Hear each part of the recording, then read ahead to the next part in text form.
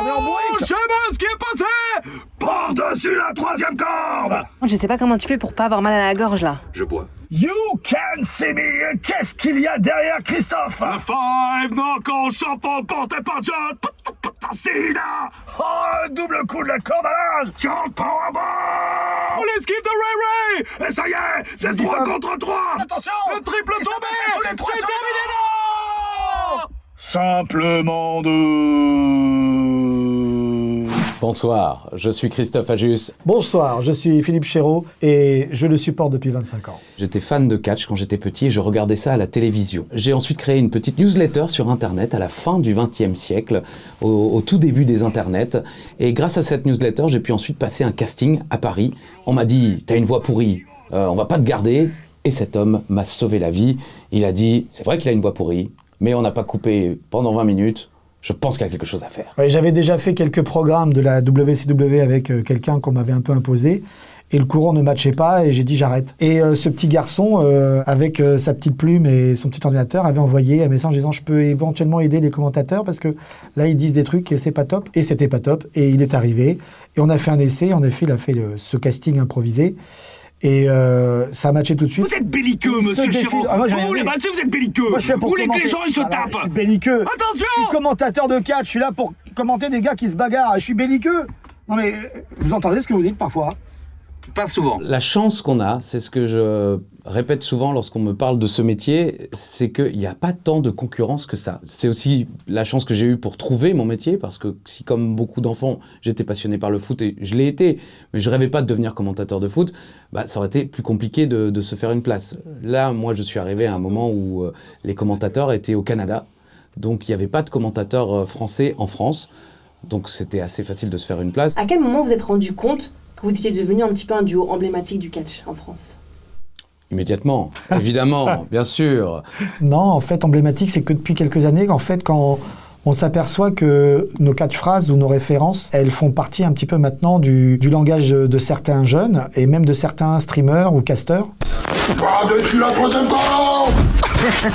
On était quasiment les premiers à crier à l'antenne parce que ça se faisait pas à l'époque. Dominic Mysterio qui vient interrompre le dernier discours de John Cena. Et dans le catch, Christophe a crié très vite. J'ai crié très vite. Aux plus grandes dames des ingénieurs du son et de mes oreilles. Mais au-delà de ça, oui, quand les gens commencent à faire des simplement deux, des parties à troisième corde ou un peu partout, c'est vrai qu'on se dit ah quand même là les gamins ils ont grandi avec nous quoi. Mais ça fait que très peu de temps qu'on nous dit ça.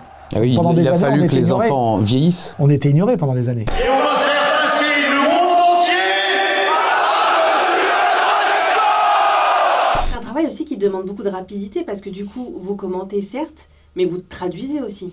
Oui, là, là. Alors Bonsoir. là, je rends à César ce qui est à César. C'est son truc. Oui. Non, mais il le fait avec beaucoup de talent. Non, mais en plus, il faut avoir un cerveau qui Mais c'est la qui pratique. calcule vite. Et en fait, moi, je lui ai très vite laissé parce que moi, je comprends, mais c'est vrai que c'est dur. C'est dur d'écouter, de traduire en même temps. Et lui, en plus, il se permet de faire des accents, de faire des blagues. T'auras pas ton dernier match à Raw. Mais ce que tu vas recevoir, c'est un bottage de fesses. Et c'est parti, un 3 contre 1.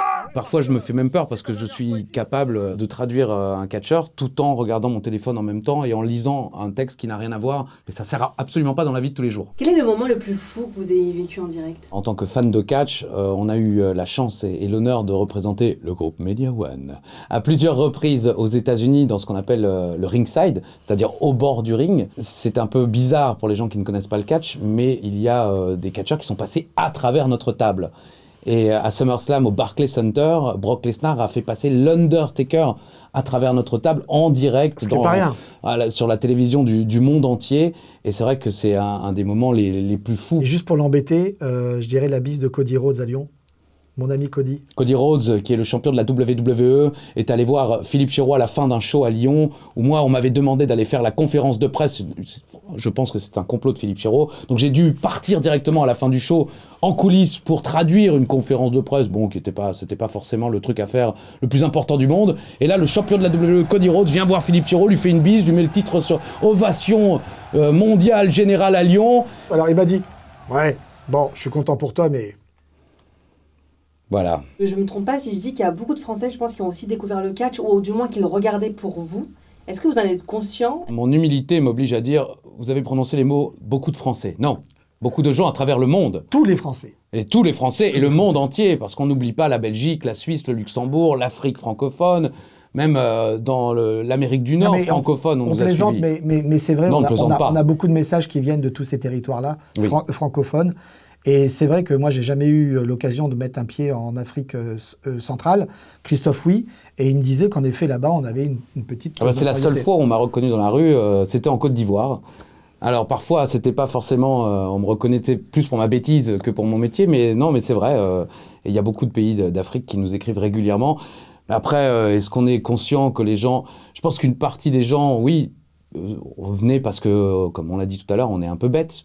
Et qu'on est joyeux, et qu'on essaye, à notre petit niveau, de faire passer du bon temps aux gens. Ouais, c'est ça. Moi, je le dis et je ne m'en cache pas depuis toujours, c'est ma récréation. C'est-à-dire que là, j'ai une âme d'enfant. Et même si à 60 balais, je ne disais pas encore, hein, mais j'y arrive. Ah bon, on se doutait, on pensait que c'était plus même. Mais je m'en fous. Moi, dans ma tête, j'ai 25 ans, quoi.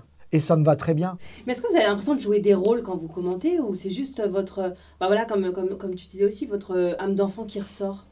Je peux me permettre, là? Mais bien sûr, je vous en prie. Un peu des deux.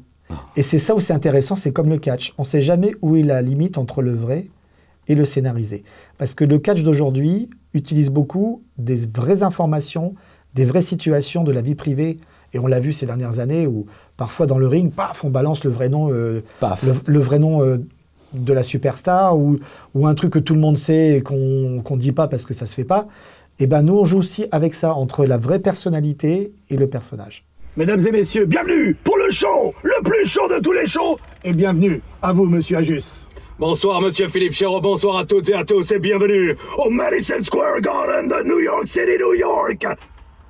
Là, nous avons coupé les micros parce que on laisse vivre évidemment le spectacle. John Cena effectue sa dernière apparition à WWE Raw. C'est un peu le meilleur métier du monde, non, que vous faites? Pour nous, ouais. Wow. Les gens nous disent on a de la chance, on en est hyper conscient. Christophe a dit plusieurs fois qu'il aimerait faire comme Molière, mourir. Non, j'avais dit Dalida, moi. Je vais mourir sur scène devant les projecteurs. Qu'est-ce que vous souhaitez laisser, vous, comme souvenir au public qui vous écoute depuis plus de 20 ans maintenant? Parce que nous, tout ce qui restera, c'est par-dessus la troisième corde et Ouais, c'est simplement ça. deux. Ouais. Je veux dire, donc il y a vraiment pas de quoi à la fois se vanter et puis en même temps, si effectivement ça reste, tant mieux. C'est qu'on aura quand même un petit peu, encore une fois, mis un peu de joie dans les cœurs des gens. Ouais. Moi, si on se rappelle de nous et que de temps en temps, on pense à nous et que ça fait sourire les gens dans leur tête et peut-être aussi sur leur visage, moi, ça me va. Pareil. Je sais pas ce qui est passé. Par-dessus la troisième corde.